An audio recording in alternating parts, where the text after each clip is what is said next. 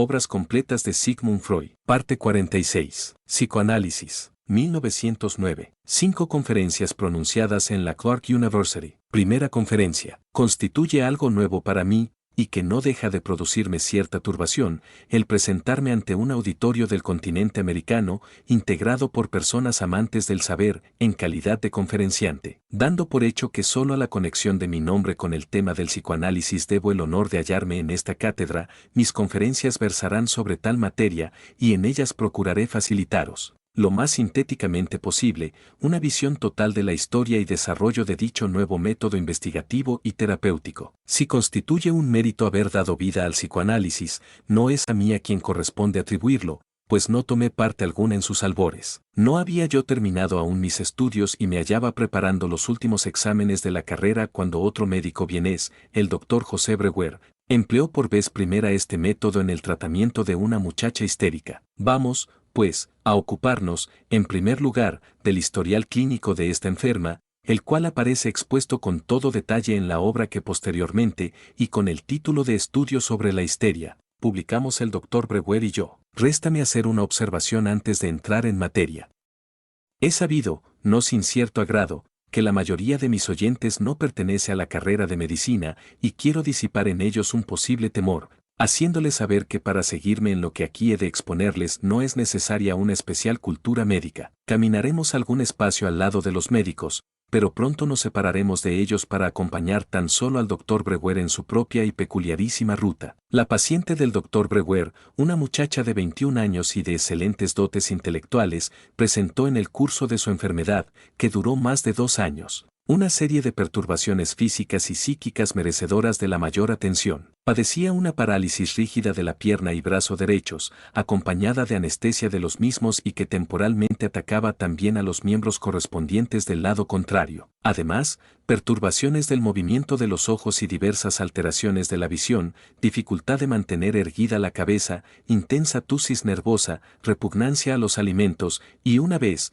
durante varias semanas, incapacidad de beber, a pesar de la ardiente sed que la atormentaba. Sufría, por último, una minoración de la facultad de expresión, que llegó hasta la pérdida de la capacidad de hablar y entender su lengua materna, añadiéndose a todo esto estados de ausencia, enajenación, delirio y alteración de toda su personalidad, estados que más adelante examinaremos con todo detalle. Ante un tal cuadro patológico os sentiréis inclinados, aun no siendo médicos, a suponer que se trata de una grave dolencia, probablemente cerebral, con pocas esperanzas de curación y conducente a un rápido y fatal desenlace. Más dejad que un médico os diga que en una serie de casos con síntomas de igual gravedad puede estar muy justificada una distinta opinión, más optimista. Cuando un tal cuadro patológico se presenta en un individuo joven del sexo femenino, cuyos órganos vitales internos no muestran anormalidad ninguna en el reconocimiento objetivo, pero que ha pasado, en cambio, por violentas conmociones anímicas y cuando los síntomas aislados se diferencian en ciertos sutiles caracteres, de la forma que generalmente presentan en las afecciones a que parecen corresponder,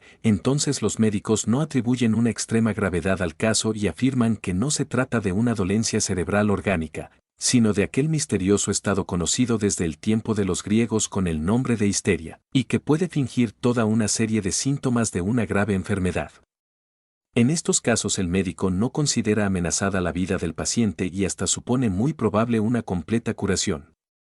Pero no siempre es fácil distinguir una tal histeria de una grave dolencia orgánica. No creemos necesario explicar aquí cómo puede llevarse a cabo un diagnóstico diferencial de este género. Bástanos la seguridad de que el caso de la paciente de Breuer era uno de aquellos en los que ningún médico experimentado puede dejar de diagnosticar la histeria, enfermedad que, según consta en el historial clínico, atacó a la joven en ocasión de hallarse cuidando a su padre, al que amaba tiernamente, en la grave dolencia que le llevó al sepulcro. A causa de su propio padecimiento tuvo la hija que separarse de la cabecera del querido enfermo. Hasta aquí nos ha sido provechoso caminar al lado de los médicos, más pronto nos separaremos de ellos. No debéis creer que la esperanza de un enfermo en la eficacia del auxilio facultativo pueda aumentar considerablemente al diagnosticarse la histeria en lugar de una grave afección cerebral orgánica. Nuestra ciencia, que permanece aún hasta cierto punto impotente ante las graves dolencias cerebrales, no facilita tampoco grandes medios para combatir la histeria. y el médico tiene que abandonar a la bondadosa naturaleza la determinación de la forma y momento en que ha de cumplirse su esperanza prognóstica. Así, pues, con el diagnóstico de la histeria varía muy poco la situación del enfermo, mas, en cambio, se transforma esencialmente la del médico. Es fácil observar que éste se sitúa ante el histérico en una actitud por completo diferente de la que adopta ante el atacado de una dolencia orgánica, pues se niega a conceder al primero igual interés que al segundo, fundándose en que su enfermedad es mucho menos grave, aunque parezca aspirar a que se le atribuya una igual importancia. El médico, al que sus estudios han dado a conocer tantas cosas que permanecen ocultas a los ojos de los profanos, ha podido formarse, de las causas de las enfermedades y de las alteraciones que éstas ocasionan, ideas que hasta cierto grado tienen que ser exactas, puesto que le permiten llegar a la comprensión de los detalles del cuadro patológico. Mas, ante las singularidades de los fenómenos histéricos, toda su ciencia y toda su cultura anatómico-fisiológica y patológica le dejan en la estacada. No llega a comprender la histeria y se halla ante ella en la misma situación que un profano, cosas todas que no pueden agradar a nadie que tenga en algún aprecio su saber. Los histéricos pierden, por tanto, la simpatía del médico, que llega a considerarlos como personas que han transgredido las leyes de su ciencia y adopta ante ellos la posición del creyente ante el hereje. Así, los supone capaces de todo lo malo, los acusa de exageración, engaño voluntario y simulación, y los castiga retirándole su interés. No mereció, por cierto, el doctor Brewer este reproche en el caso que nos ocupa. Aun cuando no halló al principio alivio alguno para su paciente, le dedicó, no obstante, todo su interés y toda su simpatía. A ello contribuyeron en gran manera las excelentes cualidades espirituales y de carácter de la paciente misma, de las que Brewer testimonia en su historial. Mas la cuidadosa observación del médico halló pronto el camino por el que se hizo posible prestar a la enferma una primera ayuda. Habíase observado que la paciente en sus estados de absence y alteración psíquica acostumbraba murmurar algunas palabras que hacían el efecto de ser fragmentos arrancados de un contexto que ocupaba su pensamiento. El médico se hizo comunicar estas palabras y, sumiendo a la enferma en una especie de hipnosis, se las repitió para incitarla a asociar algo a ellas. Así sucedió, en efecto, y la paciente reprodujo ante el médico las creaciones psíquicas que la habían dominado en los estados de ausencia y se habían revelado fragmentariamente en las palabras pronunciadas. Tratábase de fantasías hondamente tristes y a veces de una poética belleza, sueños diurnos podríamos llamarlas, que tomaban, en general, su punto de partida de la situación de una muchacha junto al lecho en que yacía su padre enfermo. Cuando la paciente había relatado de este modo cierto número de tales fantasías, quedaba como libertada de algo que la oprimía y retornaba a la vida psíquica normal. Este bienestar,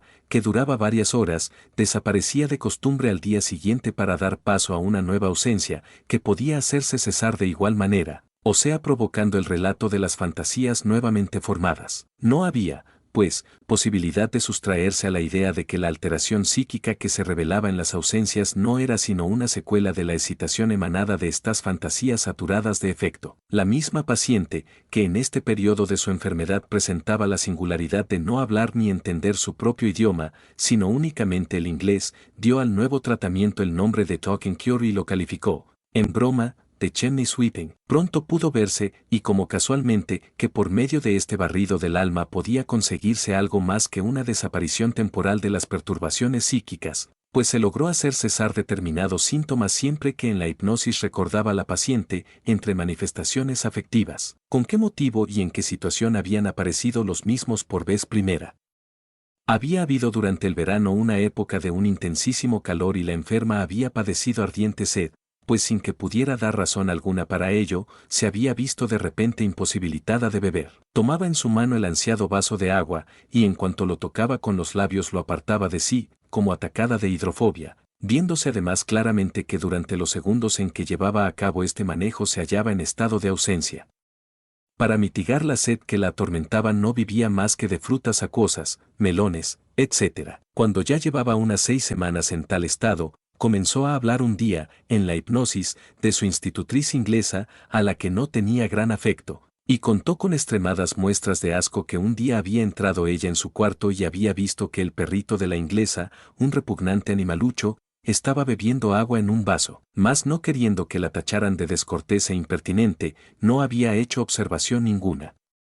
Después de exteriorizar enérgicamente en este relato aquel enfado, que en el momento en que fue motivado tuvo que reprimir, demandó agua, bebió sin dificultad una gran cantidad y despertó de la hipnosis con el vaso en los labios. Desde este momento desapareció por completo la perturbación que le impedía beber. Permíteme que me detenga unos momentos ante esta experiencia.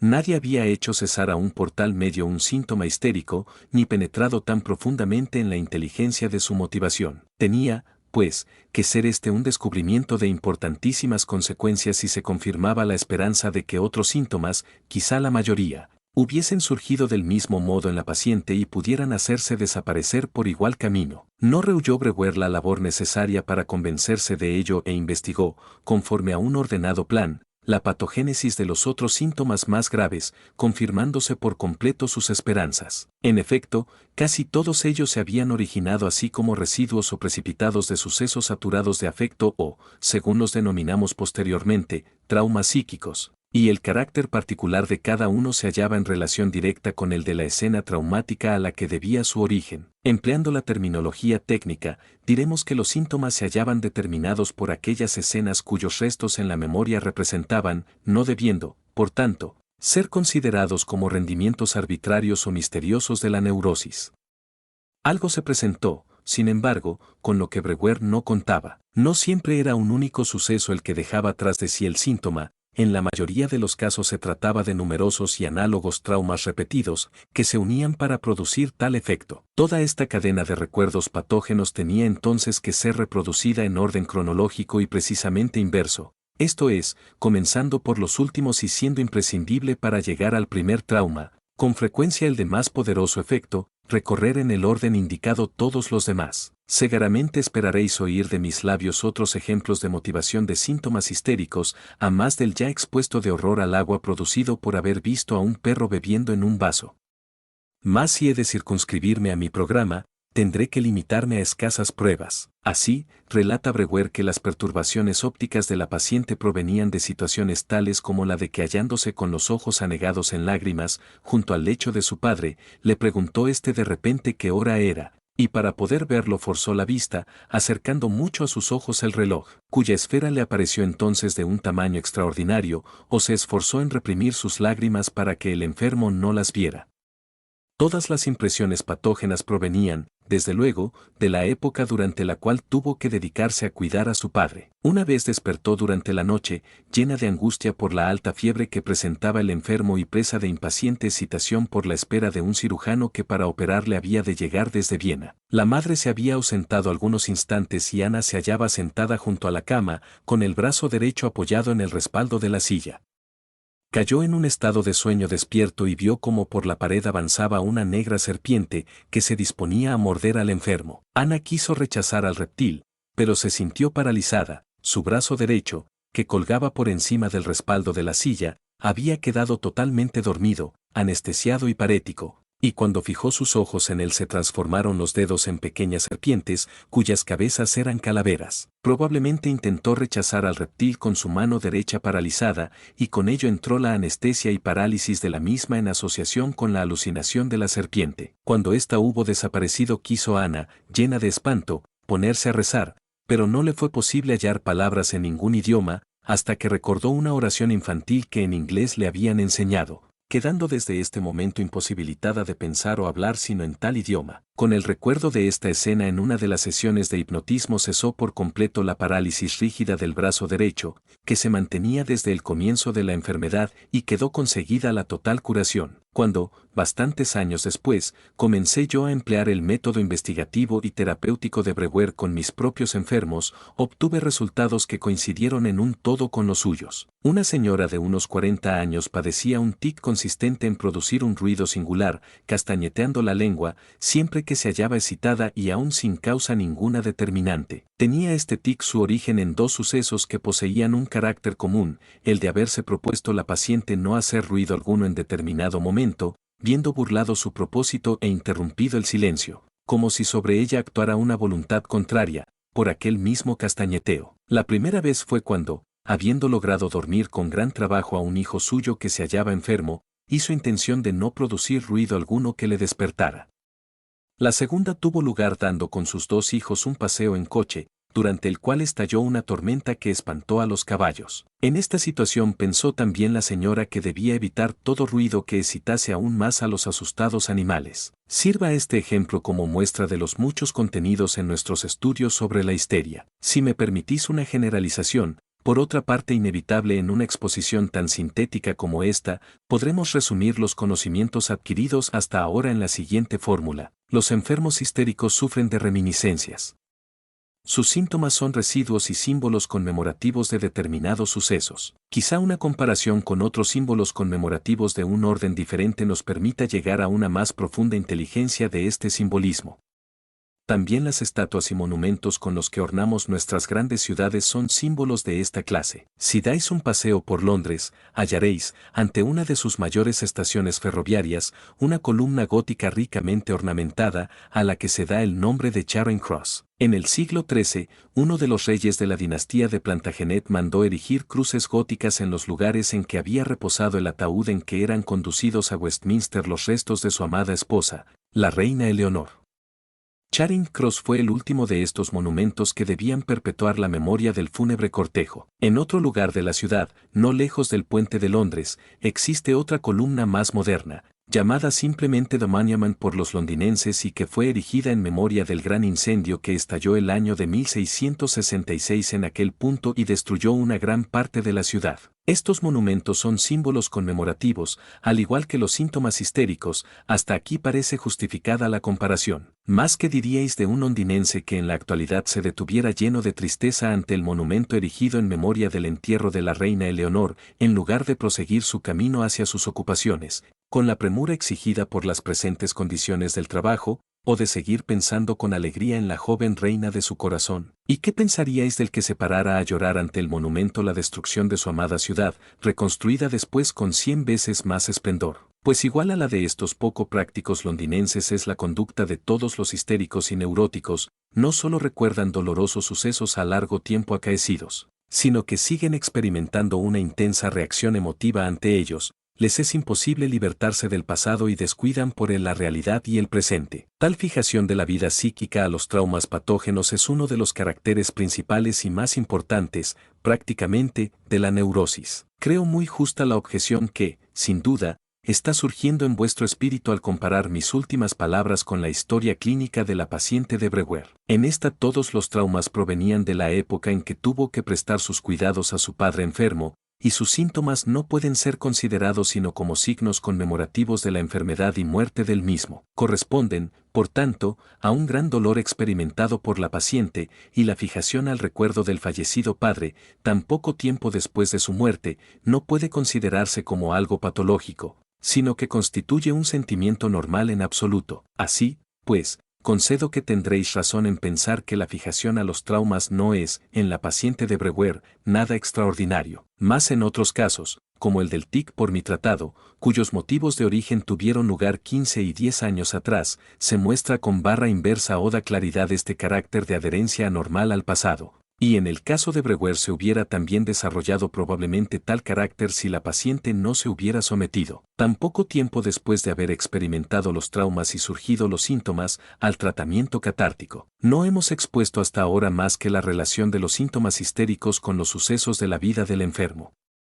Más también de las observaciones de Brewer podemos deducir cuál ha de ser la idea que debemos formarnos del proceso de la patogénesis y del de la curación. Respecto al primero, hay que hacer resaltar el hecho de que la enferma de Brewer tuvo que reprimir, en casi todas las situaciones patógenas, una fuerte excitación, en lugar de procurarle su normal exutorio por medio de la correspondiente exteriorización afectiva en actos y palabras. En el trivial suceso del perro de su institutriz reprimió, por consideración a ésta, las manifestaciones de su intensa repugnancia y mientras se hallaba velando a su padre enfermo, cuidó constantemente de no dejarle darse cuenta de su angustia y sus dolorosos temores. Al reproducir después ante el médico estas escenas se exteriorizó con singular violencia, como si hasta aquel momento hubiese estado reservando y aumentando su intensidad el afecto en ellas inhibido. Se observó, además, que el síntoma que había quedado como resto de los traumas psíquicos llegaba a su máxima intensidad durante el periodo del tratamiento dedicado a descubrir su origen, logrado lo cual desaparecía para siempre y por completo. Por último, se comprobó que el recuerdo de la escena traumática, provocado en el tratamiento, resultaba ineficaz cuando por cualquier razón tenía lugar sin exteriorizaciones afectivas. El destino de estos afectos, que pueden considerarse como magnitudes desplazables, era, por tanto, lo que regía así la patogénesis como la curación. Todas estas observaciones nos obligaban a suponer que la enfermedad se originaba por el hecho de encontrar impedida su normal exteriorización los afectos desarrollados en las situaciones patógenas, y que la esencia de dicho origen consistía en tales afectos estrangulados eran objeto de una utilización anormal, perdurando en parte como duradera carga de la vida psíquica y fuentes de continua excitación de la misma, y en parte sufrieron una transformación en inervaciones e inhibiciones somáticas anormales, que vienen a constituir los síntomas físicos del caso. Este último proceso ha sido denominado por nosotros conversión histérica. Cierta parte de nuestra excitación anímica deriva ya normalmente por los caminos de la inervación física, dando lugar a lo que conocemos con el nombre de expresión de las emociones. La conversión histérica exagera esta parte de la derivación de un proceso anímico saturado de afecto y corresponde a una nueva expresión de las emociones, mucho más intensa y dirigida por nuevos caminos. Cuando una corriente afluye a dos canales tendrá siempre lugar una elevación de nivel en uno de ellos, en cuanto en el otro tropiecen las aguas con algún obstáculo. Observaréis que nos hallamos en camino de llegar a una teoría puramente psicológica de la histeria, teoría en la cual colocamos en primer término los procesos afectivos. Una segunda observación de Breuer nos fuerza a conceder una gran importancia a los estados de conciencia en la característica del proceso patológico. La enferma de Breuer mostraba muy diversas disposiciones anímicas, estados de absence, enajenación y transformación del carácter, al lado de su estado normal. En este último no sabía nada de las escenas patógenas ni de su relación con sus síntomas, habiendo olvidado las primeras o, en todo caso, destruido la conexión patógena. Durante la hipnosis se conseguía, no sin considerable trabajo, hacer volver a su memoria tales escenas, y por medio de esta labor de hacerla recordar de nuevo se lograba la desaparición de los síntomas. Muy difícil sería hallar la justa interpretación de este hecho si las enseñanzas y experimentos del hipnotismo no nos facilitasen el camino. Por el estudio de los fenómenos hipnóticos nos hemos acostumbrado a la idea, extraña en un principio, de que en el mismo individuo son posibles varias agrupaciones anímicas, que pueden permanecer hasta cierto punto independientes entre sí, que no saben nada unas de otras y que atraen alternativamente a la conciencia. Tales casos, a los que se ha dado el nombre de double conscience, suelen aparecer también espontáneamente. Cuando en este desdoblamiento de la personalidad permanece constantemente ligada la conciencia a uno de los dos estados, se da a este el nombre de estado psíquico consciente y el de inconsciente al que queda separado de él. En los conocidos fenómenos de la llamada sugestión poshipnótica, en la cual el sujeto, impulsado por una incoercible fuerza, lleva a cabo, durante el estado normal posterior a la hipnosis, un mandato recibido en ella. Se tiene un excelente ejemplo de las influencias que sobre el estado consciente puede ejercer el inconsciente, desconocido para él, y conforme a este modelo puede explicarse perfectamente el proceso de la histeria. Breuer se decidió a aceptar la hipótesis de que los síntomas histéricos surgían en tales estados anímicos que denominó estados hipnoides. Aquellas excitaciones que se producen hallándose el sujeto en estos estados hipnoides se hacen fácilmente patógenas, dado que en ellas no existen condiciones favorables a una derivación normal de los procesos excitantes. Originan estos entonces un inusitado producto, el síntoma, que se incrusta como un cuerpo extraño en el estado normal, al que en cambio escapa el conocimiento de la situación patógena hipnoide. Allí donde perdura un síntoma hállase también una amnesia, una laguna del recuerdo, y el hecho de cegar esta laguna lleva consigo la desaparición de las condiciones de origen del síntoma. Temo que esta parte de mi exposición no os haya parecido muy transparente. Pero habréis de tener en cuenta que se trata de difíciles concepciones que quizá no se puedan hacer mucho más claras, lo cual constituye una prueba de que nuestro conocimiento no ha avanzado aún mucho. La teoría de Breuer de los estados hipnoides ha resultado superflua y embarazosa, habiendo sido abandonada por el psicoanálisis actual. Más adelante veréis, aunque en estas conferencias no pueda insistir sobre ello y tenga que ceñirme a simples indicaciones, qué influencias y procesos había por descubrir tras de los límites, trazados por Breuer, de los estados hipnoides. Después de lo hasta ahora expuesto estará muy justificada en vosotros la impresión de que las investigaciones de Breuer no han podido daros más que una teoría muy poco completa y una insatisfactoria explicación de los fenómenos observados. pero las teorías completas no caen llovidas del cielo y hay que desconfiar más justificadamente aun cuando alguien nos presenta, desde los comienzos de sus investigaciones, una teoría sin fallo ninguno y bien redondeada. Una teoría así no podrá ser nunca más que hija de la especulación y no fruto de una investigación de la realidad, exenta totalmente de prejuicios. Segunda conferencia. Al mismo tiempo que Brewer ensayaba con su paciente la Talking Cure, comenzaba Charcot en París, con las histéricas de la Salpêtrière, aquellas investigaciones de las que había de surgir una nueva comprensión de esta enfermedad. Sus resultados no podían ser todavía conocidos en Viena por aquellos días, más cuando aproximadamente 10 años después publicamos Brewer y yo una comunicación provisional sobre el mecanismo psíquico de los fenómenos histéricos, fundada en los resultados obtenidos en la primera paciente que Brewer trató por el método catártico. Nos hallamos por completo dentro de las investigaciones de Charcot. Nosotros considerábamos los sucesos patógenos vividos por nuestros enfermos, o sea los traumas psíquicos, como equivalentes a aquellos traumas físicos cuya influencia en las parálisis histéricas había fijado Charcot, y la teoría de Brewer de los estados hipnoides no es otra cosa que un reflejo del hecho de haber reproducido Charcot artificialmente en la hipnosis tales parálisis traumáticas. El gran investigador francés, del que fui discípulo en los años de 1885 y 86, no se hallaba inclinado a las teorías psicológicas. Su discípulo P. Janet fue el primero que intentó penetrar más profundamente en los singulares procesos psíquicos de la histeria, y nosotros seguimos su ejemplo, tomando como punto central de nuestra teoría el desdoblamiento psíquico y la pérdida de la personalidad.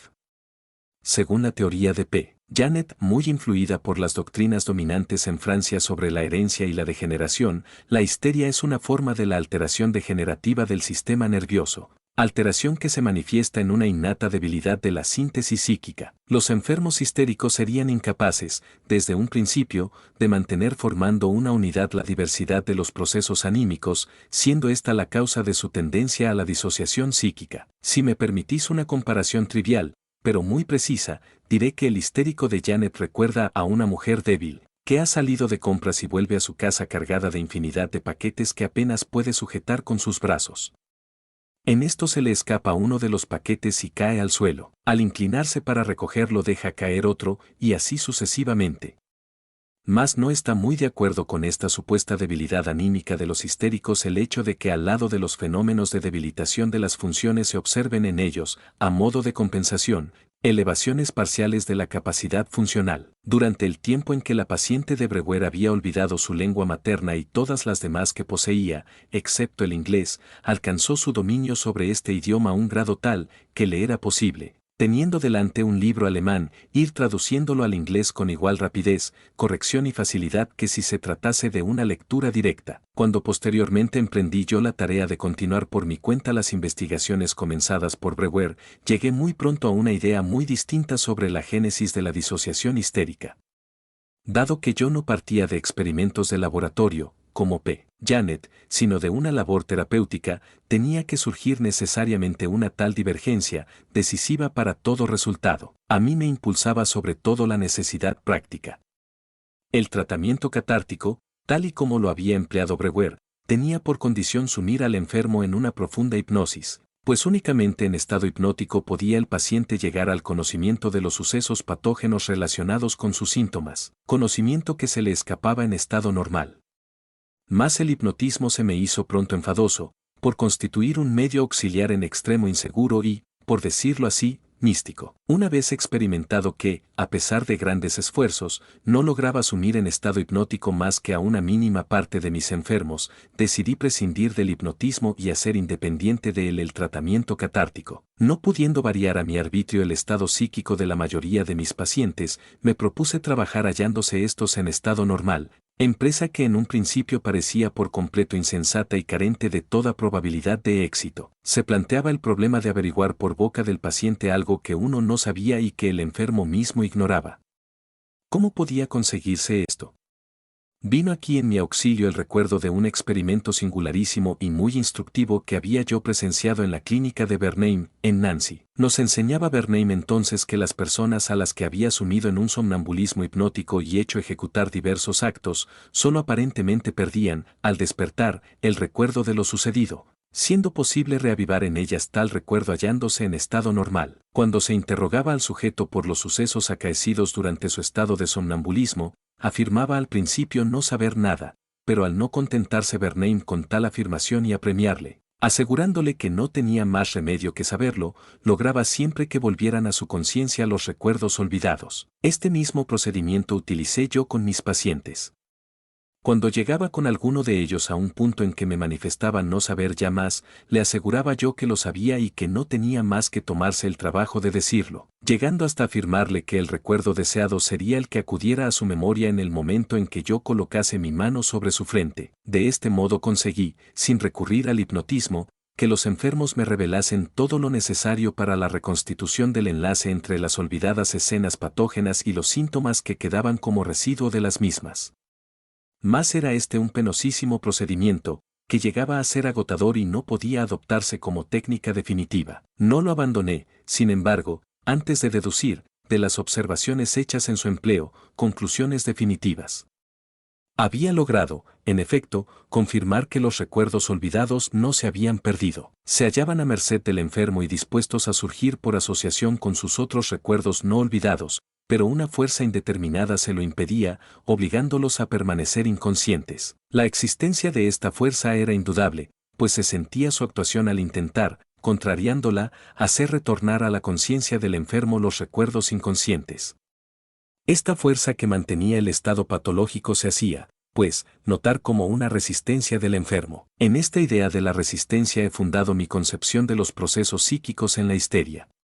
Demostrado que para el restablecimiento del enfermo era necesario suprimir tales resistencias, este mecanismo de la curación suministraba datos suficientes para formarse una idea muy precisa del proceso patógeno. Las fuerzas que en el tratamiento se oponían, en calidad de resistencia, a que lo olvidado se hiciese de nuevo consciente, tenían que ser también las que anteriormente habían producido tal olvido y expulsado de la conciencia los sucesos patógenos correspondientes. A este proceso por mi supuesto le di el nombre de represión, considerándolo demostrado por la innegable aparición de la resistencia. Más aún podía plantearse el problema de cuáles eran estas fuerzas y cuáles las condiciones de la represión en la cual reconocemos ya el mecanismo patógeno de la histeria. Una investigación comparativa de las situaciones patógenas llegadas a conocer en el tratamiento catártico permitía resolver el problema. En todos estos casos se trataba del nacimiento de una optación contraria a los demás deseos del individuo y que, por tanto, resultaba intolerable para las aspiraciones éticas y estéticas de su personalidad. Originábase así un conflicto, una lucha interior, cuyo final era que la representación que aparecía en la conciencia llevando en sí el deseo, inconciliable, sucumbía a la represión, siendo expulsada de la conciencia y olvidada junto con los recuerdos a ella correspondientes. La incompatibilidad de dicha idea con el yo del enfermo era, pues, el motivo de la represión y las aspiraciones éticas o de otro género del individuo, las fuerzas represoras. La aceptación del deseo intolerable o la perduración del conflicto hubieran hecho surgir un intenso displacer que la represión ahorraba, revelándose así como uno de los dispositivos protectores de la personalidad anímica. No expondré aquí más que uno solo de los muchos casos por mí observados, mas en él pueden verse claramente las condiciones y ventajas de la represión, aunque, para no traspasar los límites que me he impuesto en estas conferencias, tenga también que reducir considerablemente la historia clínica y dejar a un lado importantes hipótesis. Una muchacha que poco tiempo antes había perdido a su padre, al que amaba tiernamente y al que había asistido con todo cariño durante su enfermedad, situación análoga a la de la paciente de Breuer, sintió germinar en ella, al casarse su hermana mayor, una especial simpatía hacia su cuñado, sentimiento que pudo fácilmente ocultar y disfrazar detrás del natural cariño familiar. La hermana enfermó y murió poco después, en ocasión en que su madre y nuestra enferma se hallaban ausentes. Llamadas con toda urgencia, acudieron sin tener aún noticia exacta de la desgracia, cuya magnitud se les ocultó al principio. Cuando la muchacha se aproximó al lecho en que yacía muerta su hermana, surgió en ella, durante un instante, una idea que podría quizá expresarse con las siguientes palabras: ahora ya está él libre y puede casarse conmigo. Debemos aceptar, sin duda alguna, que esta idea que reveló a la conciencia de la muchacha su intenso amor hacia su cuñado, amor que hasta entonces no había sido en ella claramente consciente, fue entregada en el acto a la represión por la repulsa indignada de sus otros sentimientos. La muchacha enfermó, presentando graves síntomas histéricos, y al someterla a tratamiento pudo verse que había olvidado en absoluto la escena que tuvo lugar ante el lecho mortuorio de su hermana y la perversa idea egoísta que en su imaginación surgió en aquellos instantes. Luego, en el curso del tratamiento, volvió a recordarla, reprodujo el momento patógeno, dando muestras de una inmensa emoción, y quedó curada por completo. Quizá pueda presentaros más vivamente el proceso de la represión y su necesaria relación con la resistencia por medio de un sencillo símil que tomaré de las circunstancias en las que en este mismo momento nos hallamos. Suponed que en esta sala y entre el público que me escucha, cuyo ejemplar silencio y atención nunca elogiaré bastante, se encontrara un individuo que se condujese perturbadoramente y que con sus risas, exclamaciones y movimientos distrajese mi atención del desempeño de mi cometido hasta el punto de verme obligado a manifestar que me era imposible continuar así mi conferencia. Al oírme, pónense en pie varios espectadores, y después de una breve lucha arrojan del salón al perturbador, el cual queda, de este modo, expulsado o reprimido, pudiendo yo reanudar mi discurso. Mas para que la perturbación no se repita en caso de que el expulsado intente volver a penetrar aquí, varios de los señores que han ejecutado mis deseos quedan montando una guardia junto a la puerta y se constituyen así en una resistencia subsiguiente a la represión llevada a cabo. Si denomináis lo consciente a esta sala y lo inconsciente a lo que tras de sus puertas queda, tendréis una imagen bastante precisa del proceso de la represión. Veamos ahora claramente en qué consiste la diferencia entre nuestras concepciones y las de Janet. Nosotros no derivamos el desdoblamiento psíquico de una insuficiencia innata del aparato anímico para la síntesis, sino que lo explicamos dinámicamente por el conflicto de fuerzas psíquicas encontradas y reconocemos en él el resultado de una lucha activa entre ambas agrupaciones psíquicas. De nuestra teoría surgen numerosos nuevos problemas. En todo individuo se originan conflictos psíquicos y existe un esfuerzo del yo para defenderse de los recuerdos penosos, sin que, generalmente, se produzca el desdoblamiento psíquico. No puede, por tanto, rechazarse la idea de que para que el conflicto tenga la disociación por consecuencia, son necesarias otras condicionantes, y hemos de reconocer que con nuestra hipótesis de la represión no nos hallamos al final, sino muy al principio, de una teoría psicológica. Mas tened en cuenta que en estas materias no es posible avanzar sino paso a paso, debiéndose esperar que una más amplia y penetrante labor perfeccione en lo futuro los conocimientos adquiridos. No debe intentarse examinar el caso de la paciente de Breuer desde el punto de vista de la represión. Su historia clínica no se presta a ello, por haberse logrado los datos que la componen por medio del hipnotismo, y solo prescindiendo de este es como podemos observar las resistencias y represiones y adquirir una idea exacta del verdadero proceso patógeno. El hipnotismo encubre la resistencia y proporciona acceso a determinado sector psíquico, pero, en cambio, hace que la resistencia se acumule en los límites de este sector, formando una impenetrable muralla que impide una más profunda penetración. El más valioso resultado de las observaciones de Breuer fue el descubrimiento de la conexión de los síntomas con los sucesos patógenos o traumas, resultado que no debemos dejar ahora de considerar desde el punto de vista de la teoría de la represión. Al principio no se ve realmente cómo puede llegarse a la formación de síntomas partiendo de la represión. En lugar de exponer aquí una complicada serie de deducciones teóricas, volveré a hacer uso del símil que antes apliqué a dicho proceso. Suponed que con la expulsión del perturbador y la guardia situada a las puertas de la sala no terminara el incidente, pues muy bien podría suceder que el expulsado, lleno de ira y habiendo perdido toda clase de consideraciones, siguiera dándonos qué hacer. No se encuentra ya entre nosotros y nos hemos librado de su presencia, de sus burlonas risas y de sus observaciones a media voz, pero la represión ha sido vana hasta cierto punto, pues el perturbador arma, desde fuera, un intolerable barullo, y sus gritos y puñetazos contra la puerta estorban mi conferencia más que en su anterior grosera conducta. En estas circunstancias, veríamos con gran alegría que, por ejemplo, nuestro digno presidente, el Dr. Stanley Hall, tomando a su cargo el papel de mediador y pacificador, saliera a hablar con el intratable individuo y volviera a la sala pidiéndonos que le permitiésemos de nuevo entrar en ella y garantizándonos su mejor conducta. Confiados en la autoridad del Dr. Hall, nos decidimos a levantar la represión, restableciéndose de este modo la paz y la tranquilidad. Es esta una exacta imagen de la misión del médico en la terapia psicoanalítica de las neurosis. Para expresarlo más directamente por medio de la investigación de los histéricos y otros enfermos neuróticos llegamos al convencimiento de que en ellos ha fracasado la represión de la idea que entraña el deseo intolerable. Han llegado a expulsarla de la conciencia y de la memoria, ahorrándose así aparentemente una gran cantidad de dolor, pero el deseo reprimido perdura en lo inconsciente, espiando una ocasión de ser activado. Y cuando ésta se presenta, sabe enviar a la conciencia una disfrazada e irreconocible formación sustitutiva de lo reprimido, a la que pronto se enlazan las mismas sensaciones displacientes que se creían ahorradas por la represión. Este producto sustitutivo de la idea reprimida, el síntoma, queda protegido de subsiguientes ataques de las fuerzas defensivas del yo, y en lugar de un conflicto poco duradero, aparece ahora un interminable padecimiento. En el síntoma puede hallarse, junto a los rasgos de deformación, un resto de analogía con la idea primitivamente reprimida. Los caminos seguidos por la génesis del producto sustitutivo se revelan durante el tratamiento psicoanalítico del enfermo, y para la curación es necesario que el síntoma sea conocido de nuevo y por los mismos caminos, hasta la idea reprimida. Una vez reintegrado lo reprimido a la actividad anímica consciente, labor que supone el vencimiento de considerables resistencias, el conflicto psíquico que así queda establecido y que el enfermo quiso evitarse con la represión, puede hallar, bajo la guía del médico, una mejor solución que la ofrecida por el proceso represor. Existen varias de estas apropiadas soluciones que ponen un feliz término al conflicto y a la neurosis y que, en casos individuales, pueden muy bien ser combinadas unas con otras. Puede convencerse a la personalidad del enfermo de que ha rechazado injustificadamente el deseo patógeno y hacerle aceptarlo en todo o en parte.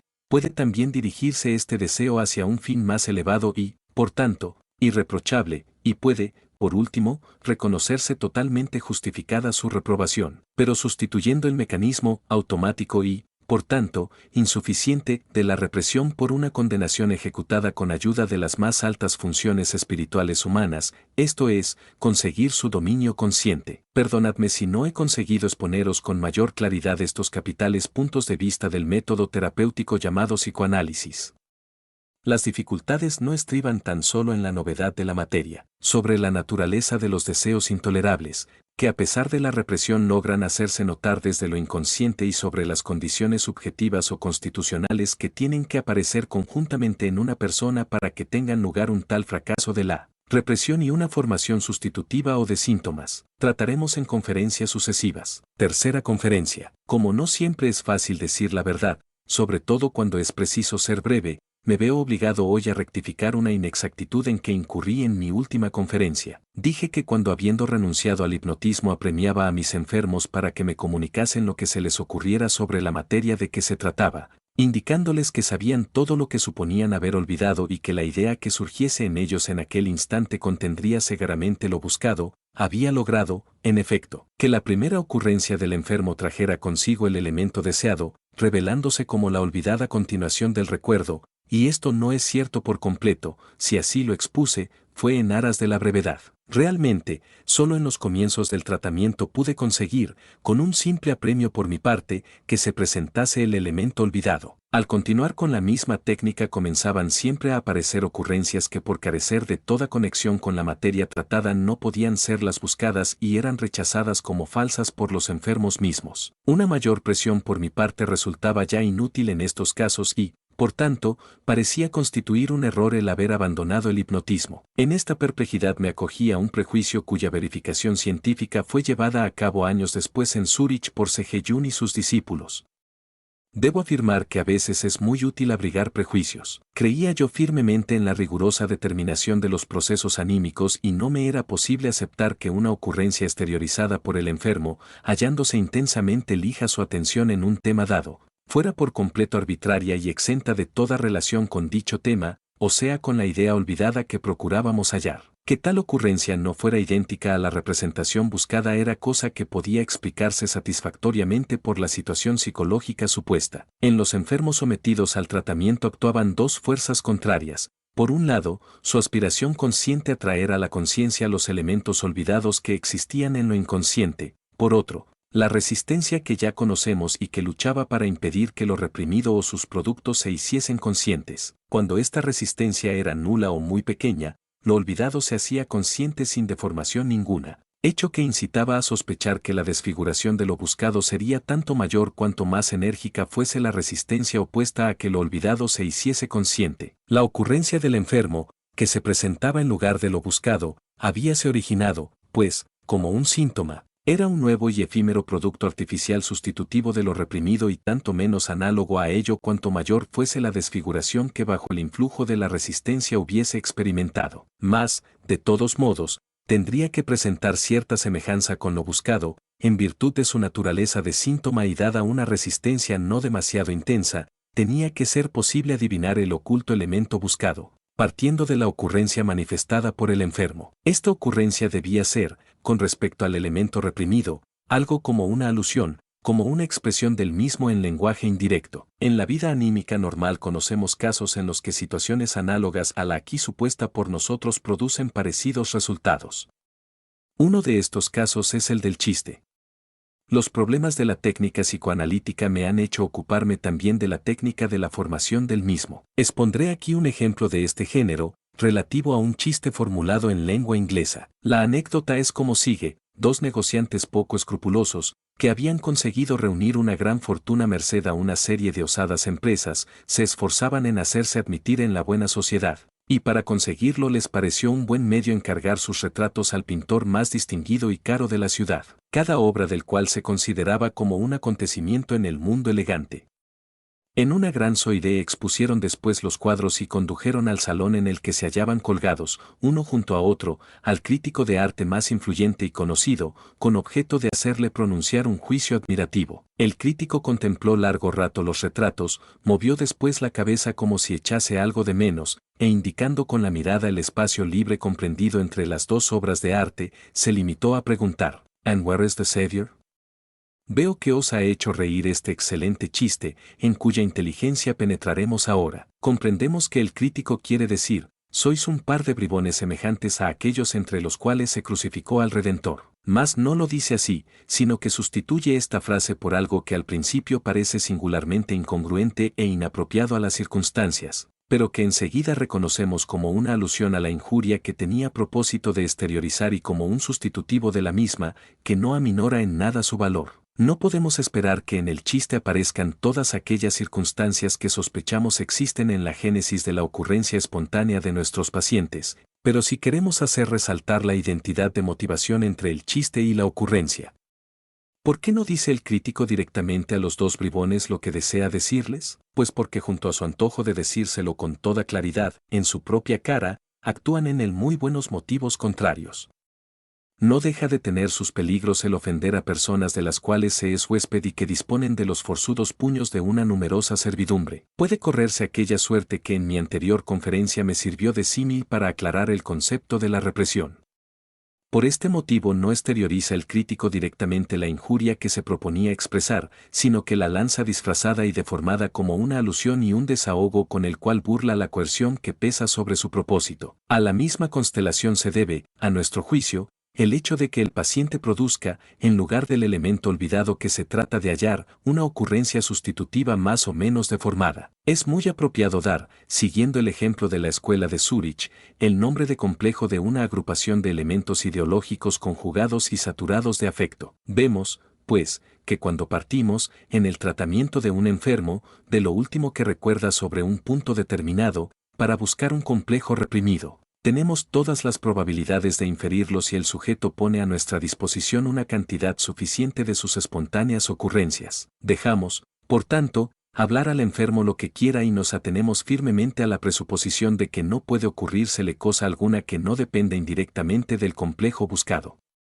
Si este camino de hallar lo reprimido os parece demasiado prolijo, puedo, por lo menos, aseguraros que es el único practicable. Al emplear esta técnica encontramos aún el obstáculo de que el paciente se detiene con frecuencia, comienza a vacilar y afirma que no sabe qué decir, ni se le ocurre cosa alguna.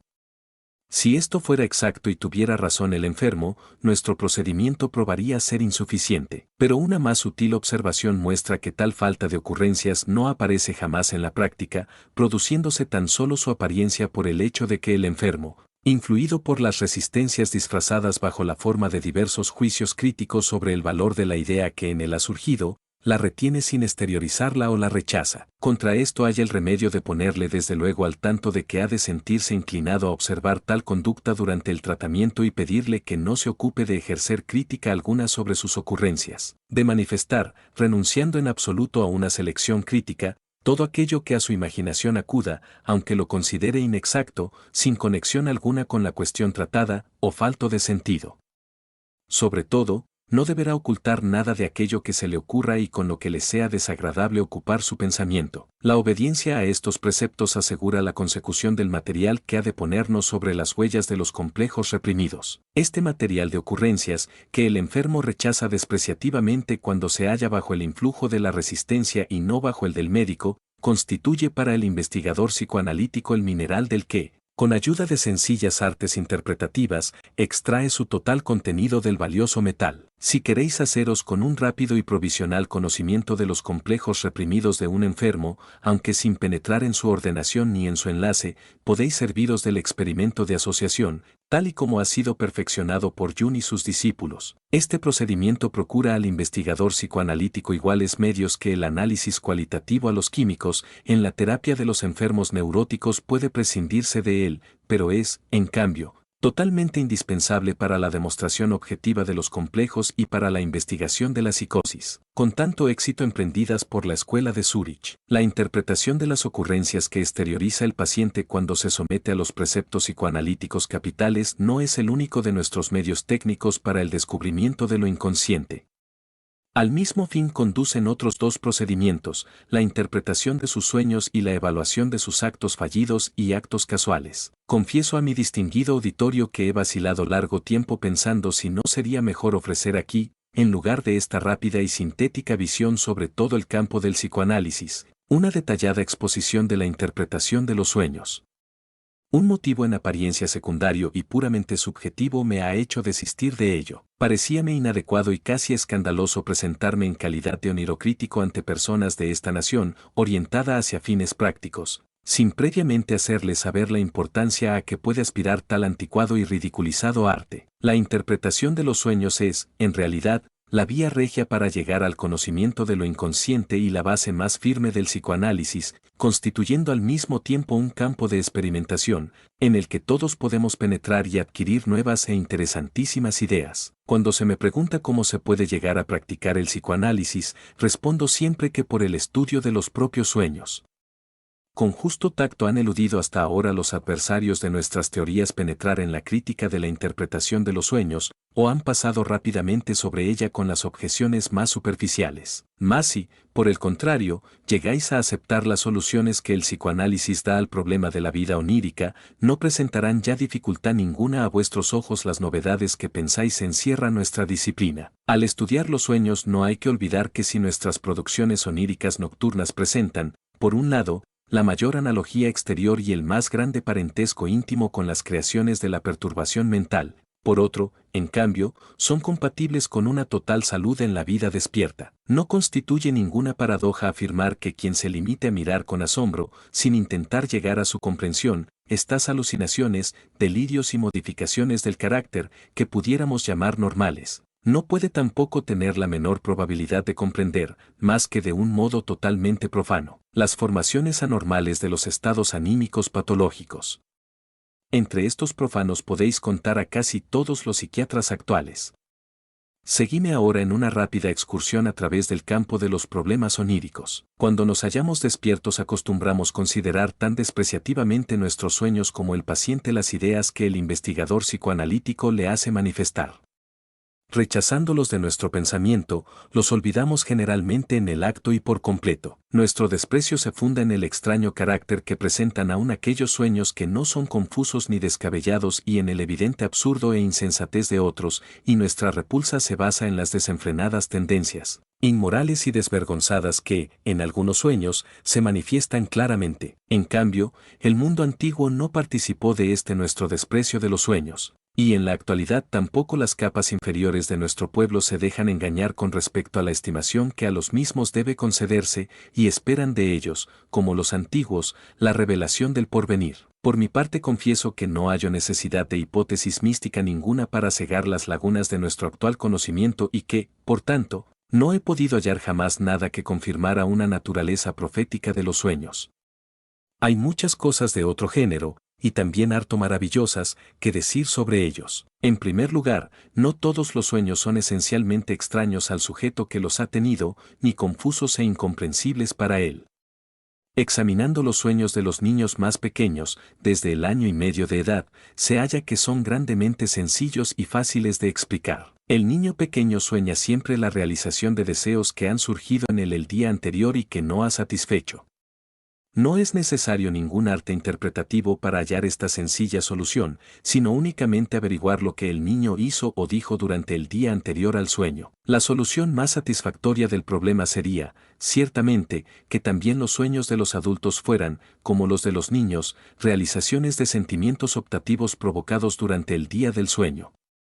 Y así es en realidad. Las dificultades que es necesario vencer para llegar a esta solución van desapareciendo poco a poco, conforme se va haciendo más penetrante el análisis de los sueños. La primera y más importante de las objeciones es la de que los sueños de los adultos presentan, en general, un contenido ininteligible que no deja reconocer el más pequeño indicio de una realización de deseos. La respuesta a tal objeción es la siguiente: dichos sueños han sufrido una deformación. El proceso psíquico que entrañan hubiera debido hallar originariamente una muy diferente traducción verbal. Hay que diferenciar el contenido manifiesto del sueño, tal y como se recuerda con extrema vaguedad por la mañana y se reviste penosamente y con aparente arbitrariedad de palabras, de las ideas latentes del sueño, que permanecen en lo inconsciente. Esta deformación del sueño es el mismo proceso que expuse antes en la investigación de la formación de los síntomas histéricos, e indica que tanto en la formación de los sueños como en la de los síntomas actúa el mismo juego de fuerzas anímicas encontradas. El contenido manifiesto del sueño es el sustitutivo deformado de las ideas inconscientes del mismo,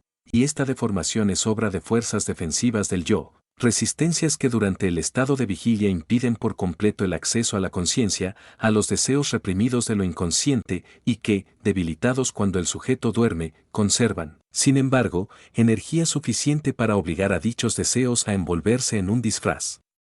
De este modo resulta tan difícil para el sujeto reconocer el sentido de sus sueños como para el histérico la relación y el significado de sus síntomas, que existen ideas latentes del sueño, y que entre ellas y el contenido manifiesto del mismo se mantiene, en efecto, la relación antes descrita, son extremos de los que nos convence el análisis de los sueños. Análisis cuya técnica es idéntica a la psicoanalítica. Se prescinde por completo de la aparente conexión de los elementos en el sueño manifiesto y se reúnen todas las ocurrencias que, conforme a la regla psicoanalítica de libre asociación, vayan surgiendo ante cada uno de dichos elementos, considerados separadamente. Luego, por el examen del material así reunido, podremos inferir las ideas latentes del sueño, de igual manera que por las ocurrencias del enfermo ante sus síntomas y recuerdos hemos adivinado sus ocultos complejos. En las ideas latentes del sueño así descubiertas puede verse siempre cuán justificado está igualar los sueños del adulto a los de los niños. Lo que ahora se sustituye, como verdadero sentido del sueño, al contenido manifiesto del mismo es siempre claramente comprensible. Aparece ligado a las impresiones del día anterior y se revela como realización de un deseo insatisfecho. El sueño manifiesto, que es el que por nuestro recuerdo conocemos al despertar, no puede describirse más que como una realización disfrazada de deseos reprimidos. Por medio de una labor sintética puede llegarse también al conocimiento del proceso de deformación, que convierte las ideas inconscientes del sueño en el contenido manifiesto del mismo, proceso al que damos el nombre de elaboración del sueño y que merece todo nuestro interés teorético, porque en él podremos estudiar, mejor que en ningún otro, qué insospechados procesos psíquicos son posibles en lo inconsciente, o dicho con mayor precisión, entre dos sistemas psíquicos separados, la conciencia y lo inconsciente. Entre estos nuevos procesos psíquicos se destacan el de la condensación y el del desplazamiento. La elaboración del sueño es un caso especial de las influencias recíprocas de diversas agrupaciones anímicas, esto es, de los resultados del desdoblamiento anímico, y parece en lo esencial idéntica a aquella labor de deformación que, dada una represión fracasada, transforma en síntomas los complejos reprimidos. En el análisis de los sueños descubriréis con admiración la insospechada importancia del papel que desempeñan en el desarrollo del hombre las impresiones y los sucesos de la temprana infancia. En la vida onírica del hombre prolonga su existencia el niño, conservando bien sus peculiaridades y deseos, aun aquellos que han llegado a ser inutilizables en la vida adulta. Con el poder incoercible se presentarán ante nosotros las evoluciones, represiones, sublimaciones y reacciones por medio de las cuales ha surgido del niño, muy diferentemente dispuesto, el hombre llamado normal, sujeto, y en parte víctima, de la civilización tan penosamente alcanzada. Quiero también llamaros la atención sobre el hecho de que en el análisis de los sueños hemos hallado que lo inconsciente se servía, sobre todo para la representación de complejos sexuales, de un determinado simbolismo, variable en parte individualmente y en parte típicamente fijado, que parece coincidir con el simbolismo cuya existencia sospechamos detrás de nuestros mitos y leyendas. No sería imposible que estas últimas creaciones de los pueblos pudieran hallar su explicación partiendo de los sueños. He de advertiros, por último, que no debéis dejaros extraviar por la objeción de que la existencia de pesadillas o sueños de angustia contradice nuestra concepción de los sueños como realización de deseos. Aparte de que también estos sueños angustiosos necesitan ser interpretados antes de poder pronunciarse sobre ellos, hay que hacer observar que, en general, la angustia no depende tan sencillamente del contenido del sueño como suele creerse, sin conocer ni tener en cuenta las condiciones de la angustia neurótica. La angustia es una de las reacciones defensivas del yo contra aquellos deseos reprimidos que han llegado a adquirir una gran energía, y es, por tanto, muy explicable su existencia en el sueño cuando la formación del mismo se ha puesto excesivamente al servicio de la realización de tales deseos reprimidos. Vemos, pues, que la investigación de los sueños estaría ya justificada en sí por las conclusiones a que nos lleva sobre cuestiones que sin ella serían tan difíciles de conocer. Mas nosotros hemos llegado a ella en conexión con el tratamiento psicoanalítico de los neuróticos. Por lo dicho hasta ahora, podéis comprender fácilmente cómo la interpretación de los sueños, cuando no es dificultada en exceso por las resistencias del enfermo, conduce al conocimiento de los deseos ocultos y reprimidos del mismo y de los complejos que tales deseos sustentan. Podemos, pues, pasar ahora al tercer grupo de fenómenos anímicos, cuyo estudio ha llegado a ser un medio técnico para el psicoanálisis. Son estos los pequeños actos fallidos de los hombres, tanto normales como nerviosos, actos a los que no se acostumbra, en general, dar importancia ninguna. El olvido de cosas que podían saberse y que en realidad se saben en otros momentos, las equivocaciones orales en las que con tanta frecuencia se incurre, los análogos errores cometidos en la escritura y en la lectura, los actos de aprehensión errónea y la pérdida y rotura de objetos, etc., cosas todas a las que no se suele buscar una determinación psicológica y que se dejan pasar considerándolas como sucesos casuales y resultantes de la distracción, falta de atención y otras condiciones análogas. A todo ello se agregan los actos y gestos que los hombres ejecutan sin darse cuenta y, por tanto, claro está que sin atribuirles condición anímica alguna, tales como el juguetear con los objetos, tararear melodías, andarse en los vestidos o en alguna parte de la propia persona y otros manejos semejantes. Estas pequeñeces, actos fallidos, sintomáticos y casuales, no se hallan tan desprovistas de significación como parece aceptarse, en general, por un tácito acuerdo, muy al contrario. Son extraordinariamente significativas y pueden ser fácil y segaramente interpretadas examinando la situación en la que se ejecutan. Examen del que resulta que también constituyen manifestaciones de impulsos e intenciones que deben ser sustraídos a la propia conciencia o que proceden de los mismos complejos y deseos que hemos estudiado como creadores de los síntomas y plasmadores de los sueños. Merecen, por tanto, estos actos ser reconocidos como síntomas y su observación puede conducir, como la de los sueños, al descubrimiento de los elementos ocultos de la vida anímica. Por ellos revela generalmente el hombre sus más íntimos secretos y si aparecen con especiales facilidad y frecuencia hasta en individuos sanos que han logrado llevar a cabo, con todo éxito, la represión de sus tendencias inconscientes, ello se debe a su futilidad y niña apariencia. No obstante, pueden aspirar tales actos a una más alta valoración teórica, pues nos muestran que la represión y la formación de sustitutivos tienen también lugar en condiciones de salud normal. Observaréis que el investigador psicoanalítico se caracteriza por una estricta fe en el determinismo de la vida psíquica. Para él no existe nada pequeño, arbitrario ni casual en las manifestaciones psíquicas, espera hallar siempre una motivación suficiente hasta en aquellos casos en que no se suele sospechar ni inquirir la existencia de la misma, y está incluso preparado a encontrar una motivación múltiple del mismo efecto psíquico, mientras que nuestra necesidad casual, que suponemos innata, se declara satisfecha con una única causa psíquica. Reunida ahora todos los medios que para el descubrimiento de lo escondido,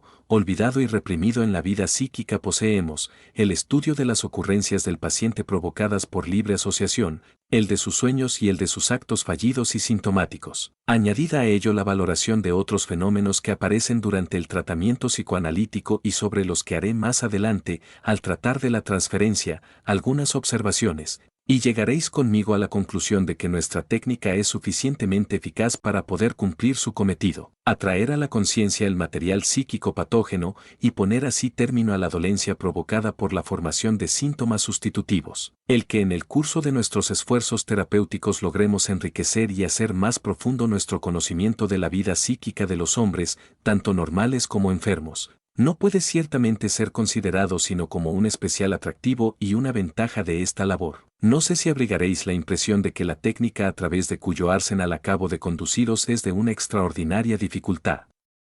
Mi opinión es la de que está proporcionada al objeto cuyo dominio ha de conseguir. Más lo seguro es que no se trata de algo que pueda improvisarse, sino que tiene que ser aprendido al igual que la técnica histológica o quirúrgica. Quizá os asombre saber que en Europa hemos escuchado multitud de juicios sobre el psicoanálisis, pronunciados por personas que no conocen nada de nuestra técnica ni la han empleado jamás, y que, no obstante, nos pedían, como por burla, que les demostrásemos la exactitud de nuestros resultados. Entre estos impugnadores ha habido, ciertamente, personas a las que en otras materias no faltaba la lógica científica y que, por ejemplo, no hubieran rechazado el resultado de una investigación microscópica por el hecho de no ser apreciable dicho resultado sin aparato ninguno, a simple vista y directamente sobre el preparado anatómico. No hubieran pronunciado tampoco un juicio adverso antes de haber comprobado la cuestión por sí mismos con ayuda del microscopio. Mas, en lo tocante al psicoanálisis, hay que tener en cuenta que la aceptación de sus teorías tiene que luchar con circunstancias muy desfavorables. El psicoanálisis trata de conducir a un reconocimiento consciente los elementos reprimidos de la vida psíquica y aquellos que han de juzgarla son también hombres que poseen tales represiones y que quizás solo a duras penas logran mantenerlas. De este modo tiene nuestra disciplina que despertar en ellos la misma resistencia que despierta en el enfermo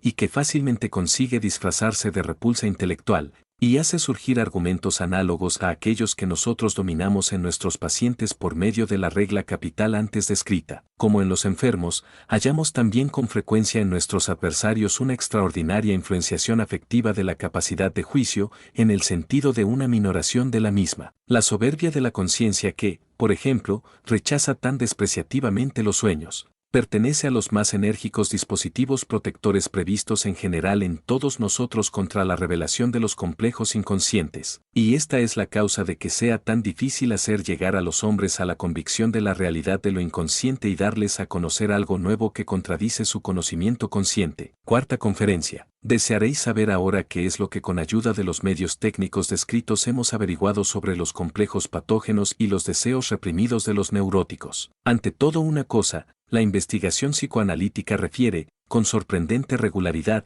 los síntomas patológicos del enfermo a impresiones de su vida erótica. Nos muestra que los deseos patógenos son de la naturaleza de los componentes instintivos eróticos y nos obliga a aceptar que las perturbaciones del erotismo deben ser consideradas como las influencias más importantes de todas, aquellas que conducen a la enfermedad. Y esto en ambos sexos. Sé que esta afirmación no se acepta fácilmente. Hasta aquellos investigadores que siguen con buena voluntad mis trabajos psicológicos se hallan inclinados a opinar que exagero la participación etiológica de los factores sexuales y se dirigen a mí con la pregunta de por qué. Otros estímulos psíquicos no han de dar también motivo a los fenómenos de la represión y la formación de sustitutivos. A ello puedo contestar que ignoro por qué los estímulos no sexuales carecen de tales consecuencias y que no tendría nada que oponer a que su actuación produjese resultados análogos a los de carácter sexual, pero que la experiencia demuestra que nunca adquieren tal significación e importancia y que lo más que hacen es secundar el efecto de los factores sexuales, sin jamás poder sustituirse a ellos. Este estado de cosas no fue afirmado por mí teóricamente en 1895, cuando publiqué los estudios sobre la histeria, en colaboración con el Dr. Breuer, No había yo llegado aún a este punto de vista, que he tenido forzosamente que aceptar más tarde, conforme mis experimentos iban haciéndose más numerosos y penetrando más en el corazón de la materia. Entre vosotros, los que habéis acudido a estas conferencias, se hallan algunos de mis más íntimos amigos y discípulos, que me han acompañado en mi viaje hasta aquí. Interrogadlos, y oiréis de sus labios que también ellos acogieron al principio con absoluta incredulidad la afirmación de la decisiva importancia de la etiología sexual hasta que luego su propia labor analítica los obligó a aceptarla y hacerla suya. La conducta de los enfermos no facilita ciertamente la aceptación de mi discutida teoría. En lugar de ayudarnos, proporcionándonos de buena voluntad datos sobre su vida sexual, intentan ocultar esta por todos los medios. Los hombres no son generalmente sinceros en las cuestiones sexuales. No muestran a la luz su sexualidad, sino que la cubren con espesos mantos tejidos de mentiras, como si en el mundo de la sexualidad reinara un cruel temporal. Y no dejan de tener razón. En nuestro mundo civilizado, el sol y el viento no son nada favorables a la actividad sexual. Ninguno de nosotros puede realmente mostrar a los demás su erotismo, libre de todo disfraz. Más cuando los pacientes se dan cuenta de que pueden librarse de toda coerción durante el tratamiento, arrojan aquella mentirosa envoltura. Y entonces es cuando se halla una en situación de formar juicio exacto sobre el discutido problema. Desgraciadamente, los médicos no ocupan con respecto a los demás hombres un lugar de excepción en lo relativo a la conducta personal ante los problemas de la vida sexual, y aún muchos de ellos caen dentro de aquella mezcla de gazmoñería y concupiscencia que en las cuestiones sexuales rige la conducta de la mayoría de los hombres civilizados. Continuemos ahora la exposición de nuestros resultados. En otra serie de casos, la investigación psicoanalítica refiere los síntomas no a acontecimientos sexuales, sino a vulgares sucesos traumáticos.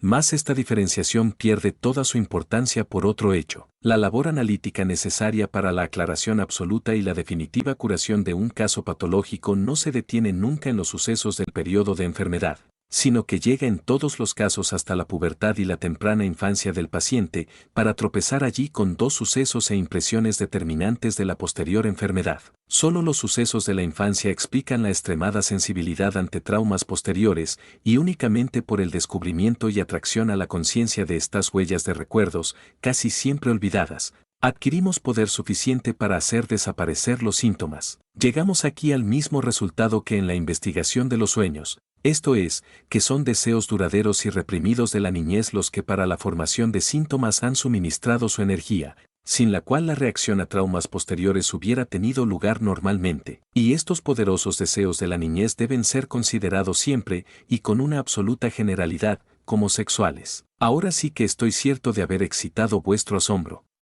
¿Hay, pues, una sexualidad infantil? Preguntaréis.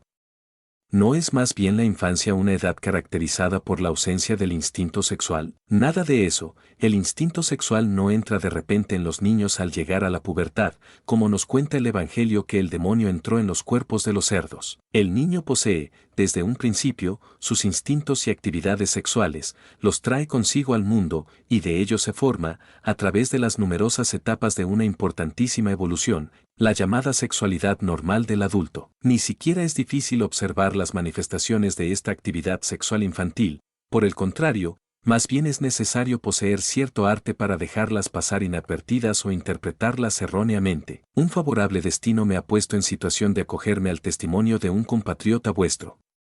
Indicaré aquí un trabajo del Dr. Sanford Bell, publicado en 1902, en el American Journal of Psychology. Su autor es un antiguo discípulo de la Clark University, la misma institución en una de cuyas aulas nos hallamos hoy reunidos. En este trabajo, titulado Preliminary Study of the Emotion of Love Between the Sexes, y aparecido 3 años antes de mí, 3 ensayos para una teoría sexual, dice el autor la misma cosa que yo acabo de exponeros. La emoción del amor sexual no surge por vez primera en el periodo de la adolescencia, como se ha pensado hasta ahora. El Dr. Sanford Bell ha trabajado en esta cuestión, muy a la americana, como diríamos en Europa, reuniendo, en el transcurso de 15 años, nada menos que 2.500 observaciones positivas, entre ellas 800 realizadas por él mismo. De los signos por los que se revelan tales enamoramientos infantiles, dice en su trabajo, observando sin prejuicio alguno estas manifestaciones en cientos de parejas de niños, No puede eludirse el atribuirles un origen sexual. El ánimo más deseoso de exactitud tiene que quedar satisfecho cuando a estas observaciones se agrega la confesión de aquellas personas que en su niñez han experimentado tal emoción con una elevada intensidad y cuyos recuerdos infantiles son relativamente precisos, más cuando el asombro de aquellos de entre vosotros que no quieren creer en la sexualidad infantil llegará a su grado máximo. Será al oír que muchos de estos niños tempranamente enamorados no han pasado de la tierna edad de 3, 4 y 5 años. No me admiraría que estas observaciones de un compatriota vuestro consiguieran vuestro asentimiento con mayor facilidad que las mías. Por mi parte, he logrado, hace poco, deducir del análisis de un niño de 5 años que padecía una neurosis de angustia, análisis llevado a cabo por su mismo padre, conforme a las reglas psicoanalíticas, un cuadro casi completo de las manifestaciones instintivas somáticas y de las producciones anímicas en un temprano estadio de la vida erótica infantil.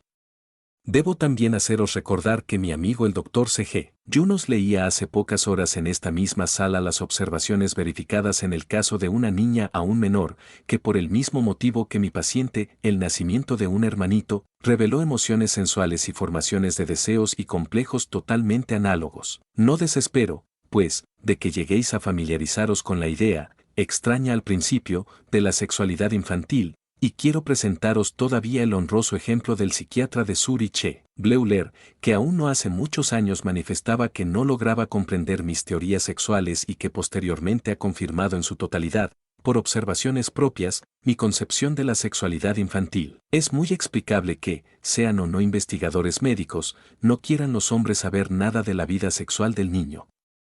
Han olvidado su propia actividad sexual infantil, bajo la presión de la educación civilizadora, y no quieren que se les recuerde lo que han reprimido. Muy distintas serían las convicciones a que llegarían si comenzaran sus investigaciones con un autoanálisis, una revisión y una interpretación de sus recuerdos infantiles. Rechazad vuestras dudas y seguidme en la aceptación de la existencia de una sexualidad infantil desde los primeros años.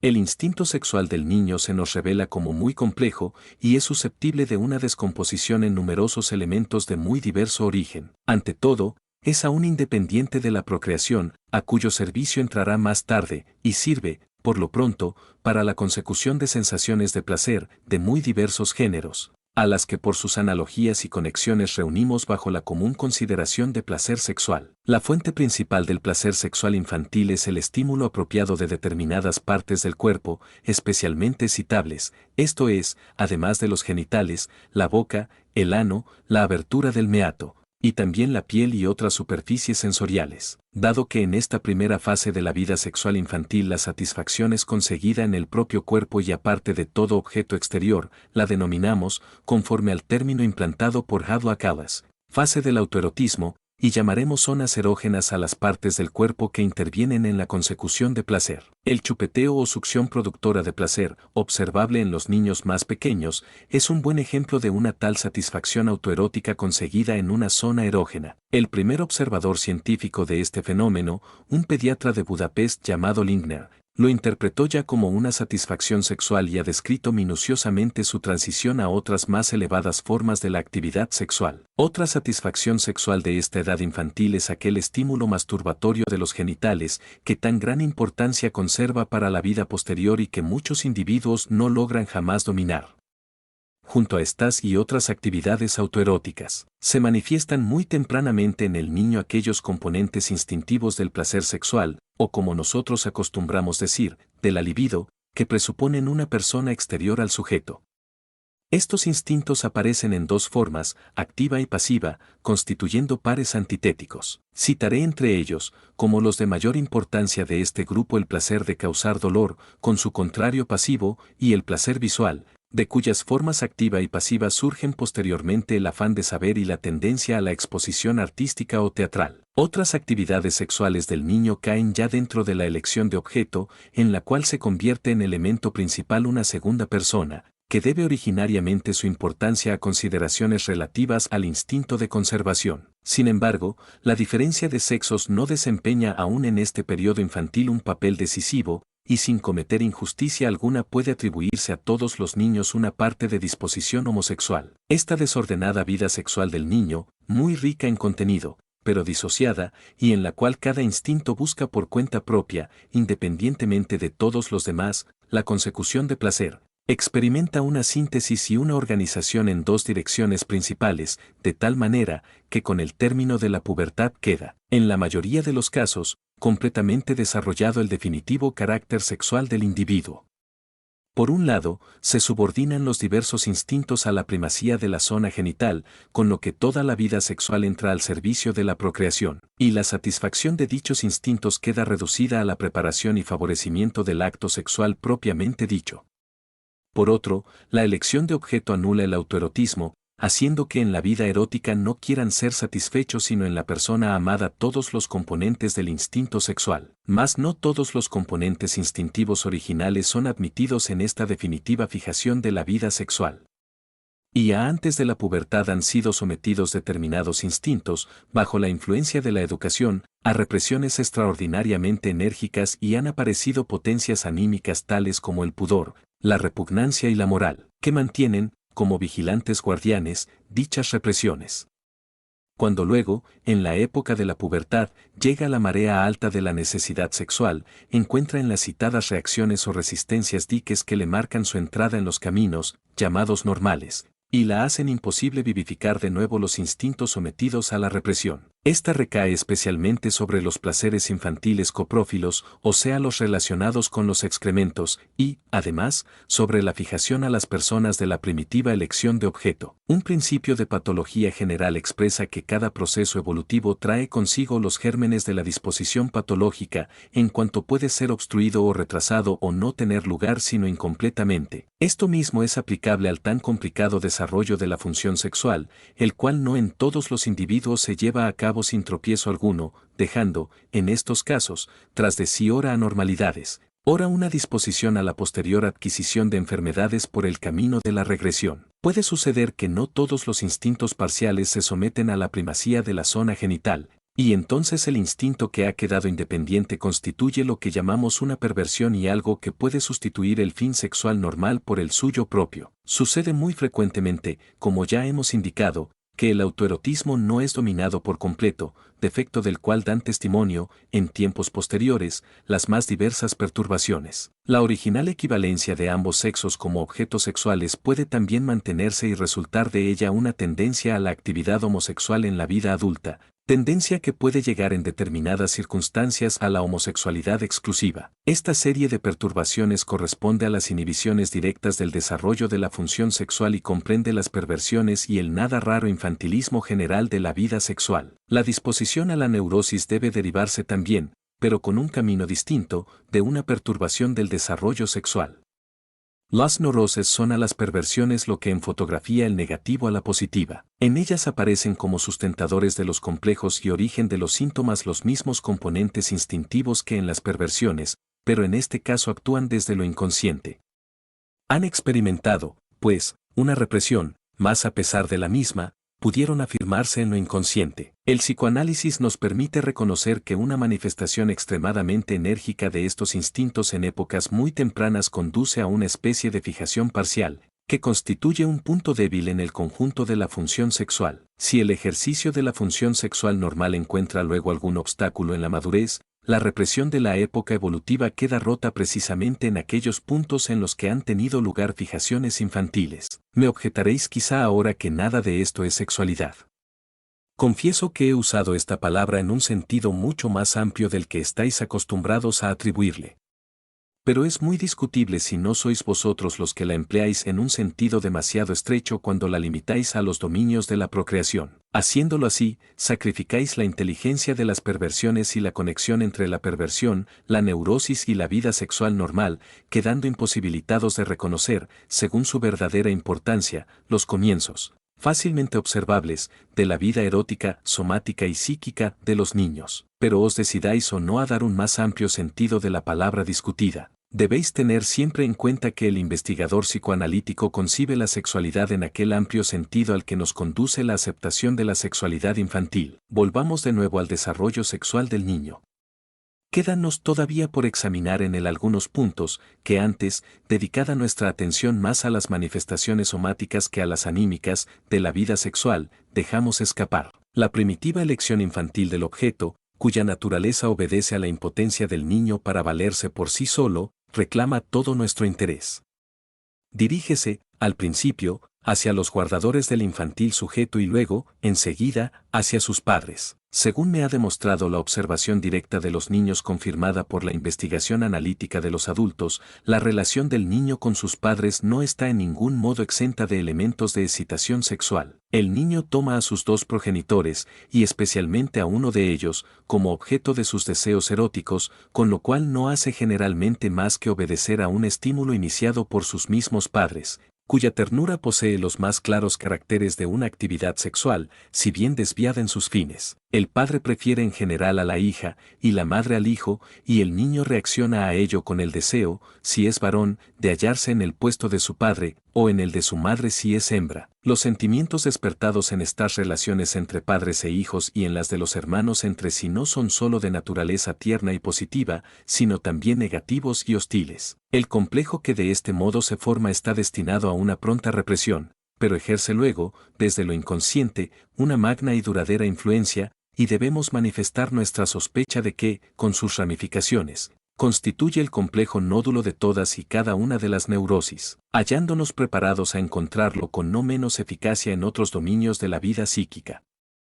El mito del rey Edipo, que mata a su padre y toma a su madre por mujer, es una exposición aún muy poco disfrazada del deseo infantil ante el cual se alzan después, rechazándolo, las barreras del incesto. El Hamlet shakespeariano reposa sobre la misma base, aunque más encubierta, del complejo del incesto. En la época en que el niño está todavía dominado por el complejo nódulo aún no reprimido, dedica una importantísima parte de su actividad al servicio de los intereses sexuales. Comienza a investigar de dónde vienen los niños y utilizando los datos que a su observación se ofrecen, adivina de las circunstancias reales más de lo que los adultos pueden sospechar. Generalmente, lo que despierta su interés investigatorio es la amenaza material de la aparición de un nuevo niño, en el que al principio no ve más que un competidor. Bajo la influencia de los instintos parciales que en él actúan llega a formular numerosas teorías sexuales infantiles, tales como las de que ambos sexos poseen iguales genitales masculinos y que los niños se conciben comiendo y son paridos por el recto, y que el comercio sexual es un acto de carácter hostil, una especie de sojuzgamiento violento, más precisamente el incompleto desarrollo de su constitución sexual y la laguna que en sus conocimientos supone la ignorancia de la forma del aparato genital femenino obligan al infantil investigador a abandonar su labor, considerándola inútil. El hecho mismo de esta investigación infantil, así como las pueriles teorías sexuales a que da lugar, presenta gran importancia como determinante para la formación del carácter del niño y del contenido de la neurosis que puede adquirir posteriormente. Es inevitable y de todo punto normal que el niño haga de sus padres los objetos de su primera elección erótica. Pero su libido no debe permanecer fija en estos primeros objetos, sino tomarlos después únicamente como modelos y pasar de ellos a personas extrañas en la época de la definitiva elección de objeto. El desligamiento del niño de sus padres se convierte así en un indispensable deber educativo si el valor social del joven individuo no ha de correr un serio peligro. Durante la época en la que la represión lleva a cabo la selección entre los instintos parciales de la sexualidad y después, cuando ha de debilitarse la influencia de los padres, la cual ha proporcionado la energía necesaria para estas represiones, recaen sobre la labor educativa importantes deberes, que actualmente no siempre son desempeñados de una manera comprensiva y libre de objeciones. No vayáis quizá a juzgar que con estas discusiones sobre la vida sexual y la evolución psicosexual del niño nos hemos alejado mucho del psicoanálisis y de la labor curativa de las perturbaciones nerviosas. Si queréis, podéis describir exclusivamente el tratamiento psicoanalítico como una segunda educación dirigida al vencimiento de los restos de la infancia. Quinta conferencia. Con el descubrimiento de la sexualidad infantil y la referencia de los síntomas neuróticos a componentes instintivos eróticos, hemos llegado a establecer algunas inesperadas fórmulas sobre la esencia y las tendencias de las neurosis. Vemos que los hombres se enferman cuando, a consecuencia de obstáculos exteriores o falta interna de adaptación, queda vedada para ellos la satisfacción de sus necesidades sexuales en la realidad. Y vemos que entonces se refugian en la enfermedad, para hallar con su ayuda una satisfacción sustitutiva de la que les ha sido negada. Reconocemos que los síntomas patológicos contienen una parte de la actividad sexual del sujeto o a veces su vida sexual entera, y encontramos en el alejamiento de la realidad el propósito capital, pero también el daño principal de la enfermedad. Sospechamos que la resistencia que nuestros enfermos oponen a su restablecimiento no es de constitución simple, sino compuesta de varios motivos. No solamente se resiste el yo del enfermo a levantar las represiones por medio de las cuales ha realizado su evolución, sino que tampoco los instintos sexuales se resignan a prescindir de sus satisfacciones sustitutivas mientras permanezca aún inseguro si la realidad les ofrecerá o no algo mejor. La fuga en que el sujeto abandona la insatisfactoria realidad para refugiarse en aquello que por su nocividad biológica denominamos enfermedad, pero que jamás deja de ofrecer al enfermo un inmediato placer, se lleva a cabo por el camino de la regresión, del retorno,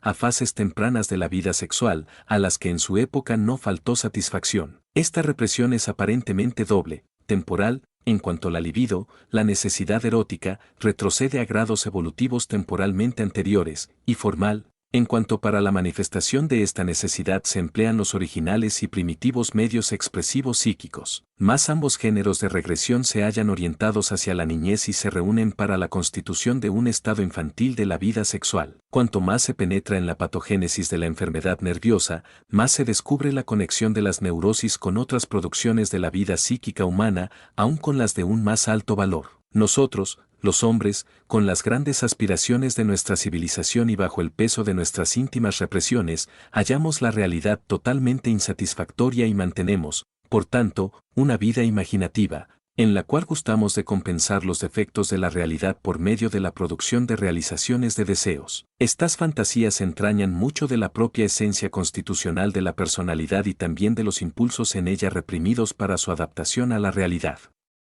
El hombre que alcanza grandes éxitos de su vida es aquel que por medio del trabajo logra convertir en realidad sus fantasías optativas. Donde esto fracasa a consecuencia de las resistencias del mundo exterior y de la debilidad del individuo, surge el apartamiento de la realidad. El individuo se retira a su satisfactoria fantasía y, en el caso de enfermedad, convierte su contenido en síntomas. Bajo determinadas condiciones favorables, le será aún posible hallar otro camino que, partiendo de dichas fantasías, le conduzca de nuevo a la realidad, salvándole de extrañarse de ella duraderamente por medio de la regresión a lo infantil. Cuando la persona enemistada con el mundo real posee aquello que llamamos dotes artísticas y cuya psicología permanece aún misteriosa para nosotros, puede transformar sus fantasías no en síntomas, sino en creaciones artísticas, escapar así a la neurosis y volver a encontrar por este camino indirecto la relación con la realidad. En los casos en que a una persistente rebelión contra el mundo real se une la falta o la insuficiencia de estas preciosas dotes, resulta inevitable que la libido, siguiendo el origen de la fantasía, llegue por el camino de la regresión a la resurrección de los deseos infantiles y con ella a la neurosis. Este reemplaza en nuestros días al convento al cual acostumbraban antes retirarse aquellas personas desengañadas de la vida o que se sentían demasiado débiles para vivirla. Permíteme que en este punto exponga el resultado capital conseguido por la investigación psicoanalítica de los neuróticos y que es el de que las neurosis no tienen un especial contenido psíquico que no pueda hallarse también en los individuos sanos, o como lo ha expresado C.G. Jung, que los neuróticos enferman a causa de los mismos complejos con los que luchamos los sanos. De circunstancias cuantitativas y de las relaciones de las fuerzas que combaten entre sí depende que la lucha conduzca a la salud, a la neurosis o a sublimaciones compensadoras. ¿Os he ocultado hasta ahora algo que constituye la más importante confirmación de nuestra hipótesis de las fuerzas instintivas sexuales de la neurosis? Siempre que sometemos a un nervioso al tratamiento psicoanalítico aparece en él el extraño fenómeno llamado transferencia, consistente en que el enfermo dirige hacia el médico una serie de tiernos sentimientos mezclados frecuentemente con otros hostiles, conductas sin fundamento alguno real y que, según todos los detalles de su aparición, tiene que ser derivada de los antiguos deseos imaginativos devenidos inconscientes. Así, pues, el enfermo vive, en su relación con el médico, aquella parte de su vida sentimental que ya no puede hacer volver a su memoria, y por medio de este vivir de nuevo en la transferencia es como queda convencido, tanto de la existencia como del poder de tales impulsos sexuales inconscientes.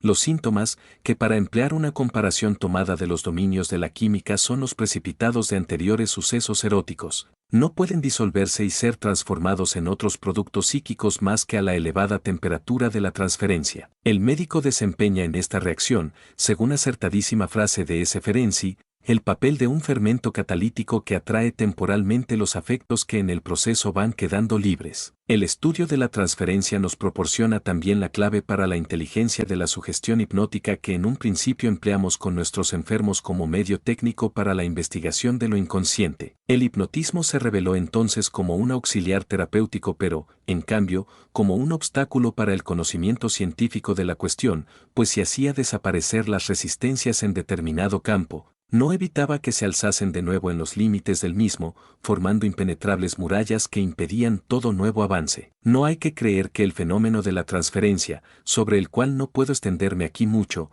desgraciadamente, sea un producto de la influenciación psicoanalítica. La transferencia surge espontáneamente en todas las relaciones humanas, lo mismo que en la del enfermo y el médico, es, en general, el verdadero vehículo de la influenciación terapéutica y actúa con tanta mayor energía cuanto menos se sospecha su existencia. Así, pues, no es el psicoanálisis el que la crea, sino que se limita a revelarla a la conciencia y se apodera de ella para dirigir los procesos psíquicos hacia el fin deseado.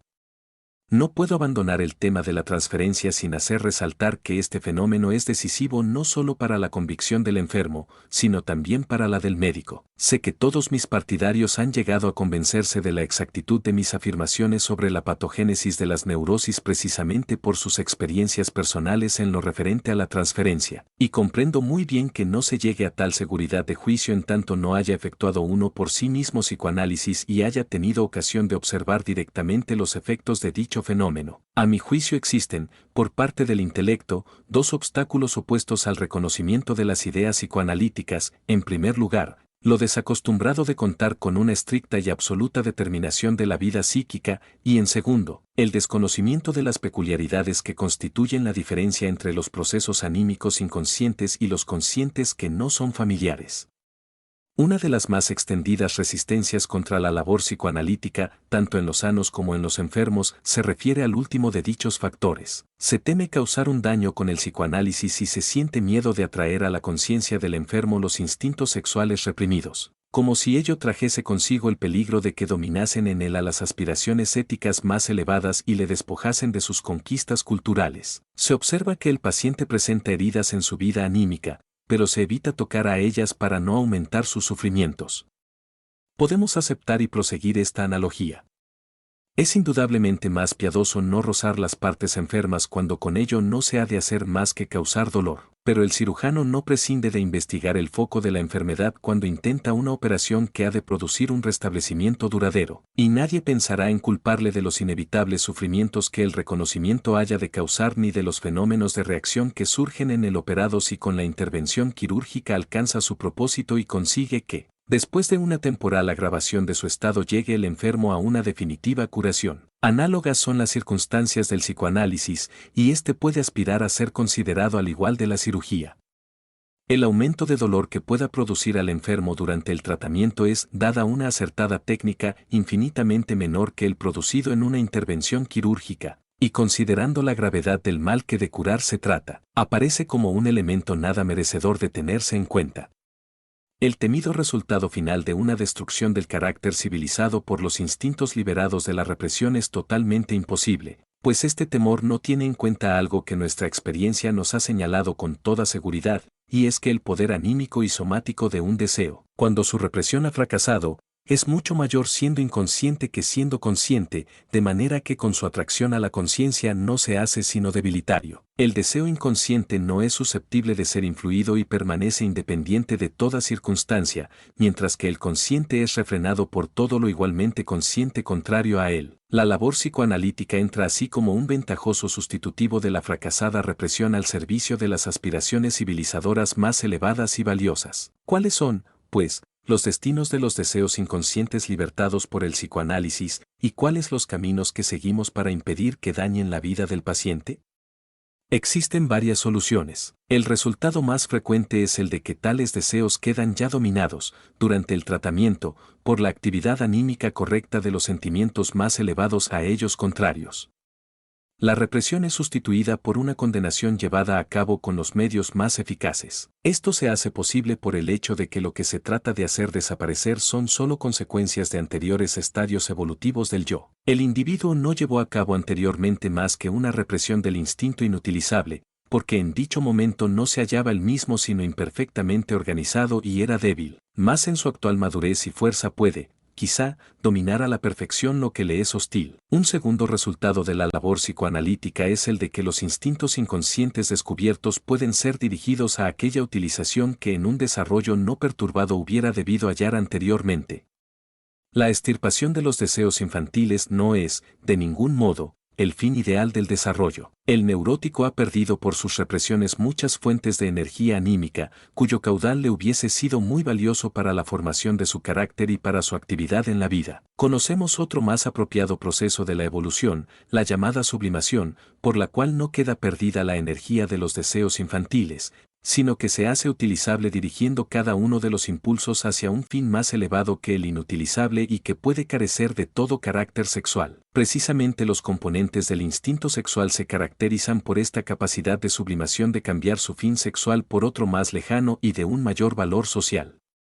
A las aportaciones de energía conseguidas de este modo para nuestras funciones anímicas debemos probablemente los más altos éxitos civilizados. Una represión prematura excluye la sublimación del instinto reprimido. Mas, una vez levantada la represión, queda libre de nuevo el camino para efectuar la sublimación. No debemos, por último, omitir el tercero de los resultados posibles de la labor psicoanalítica. Cierta parte de los impulsos libidinosos reprimidos tiene derecho a una satisfacción directa y debe hallarla en la vida. Nuestras aspiraciones civilizadoras hacen demasiado difícil la existencia a la mayoría de las organizaciones humanas, coadyuvando así al apartamiento de la realidad y a la formación de la neurosis sin conseguir un aumento de civilización por esta exagerada represión sexual. No debíamos engreírnos tanto como para descuidar por completo lo originariamente animal de nuestra naturaleza. Ni debemos tampoco olvidar que la felicidad del individuo no puede ser borrada de entre los fines de nuestra civilización. La plasticidad de los componentes sexuales, que se manifiesta en su capacidad de sublimación, puede constituir una gran tentación de perseguir, por medio de una sublimación progresiva, efectos civilizadores cada vez más grandes. Pero así como no contamos con transformar en nuestras máquinas más de una parte del calor empleado en trabajo mecánico útil, así tampoco debíamos aspirar a apartar de sus fines propios toda la energía del instinto sexual. No es posible conseguir tal cosa,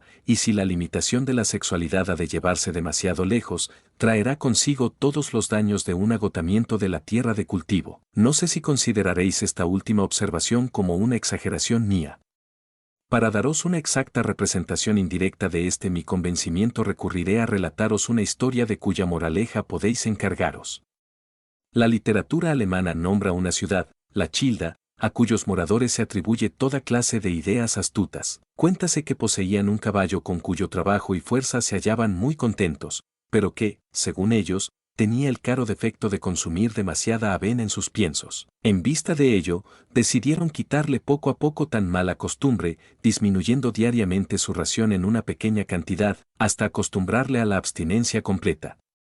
Durante algún tiempo, la cosa marchó admirablemente. Llegó un día en que el caballo no comió más que una brizna y al siguiente debía ya trabajar sin pienso alguno. Mas he aquí que en la mañana de dicho día, el perverso animal fue hallado muerto, sin que los ciudadanos de Childa pudiesen explicarse por qué. Nosotros nos inclinaríamos a creer que el pobre caballo había muerto de hambre y que sin una ración de avena no puede esperarse que ningún animal rinda trabajo alguno. Debo agradeceros vuestra invitación y la atención con la que me habéis escuchado.